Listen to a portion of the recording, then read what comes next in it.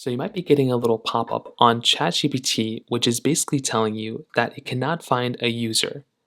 Now, this can happen for a couple of different reasons. Number one, the very first thing you want to do is just make sure that you double check your login credentials. So, however you're trying to get access to your ChatGPT application, you're just going to want to make sure that when you're going through and if you're like actually logging in, that you're logging in with the right credentials and the right password and the right everything. Sometimes you may have signed in with an Apple ID or a Google account or any of those things. So make sure you didn't actually just usually sign into those things in and of itself. So try doing that. That's kind of the first thing I'd recommend doing in that particular situation.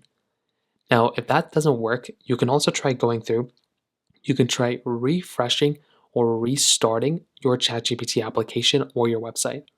So if you're inside of the app, all you're going to have to do is basically just open up the app, close out of it like this, open it back up again, and you want to see if that ends up fixing it.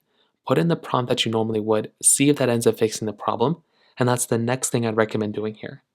If you're on a website, just try going through, refresh the website, and you want to see if that ends up fixing the problem in that particular situation too.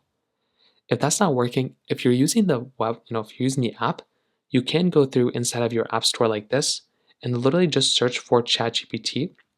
You can try seeing if you're able to search for ChatGPT, if you're able to update it. If there's an update available, try doing that. And you want to see if that ends up fixing the problem for you. And if that's not working, you can always try making your way over to a website like downdetector.com, is it down right now.com, one of those types of websites. And all you're going to have to do, if OpenAI or ChatGPT is on here, and if it's spiked up like this, then you're just going to have to wait it out until they end up fixing the problem. So, in terms of that, that's basically how you fix it. If you have any other thoughts or questions, please let me know in the comment section below.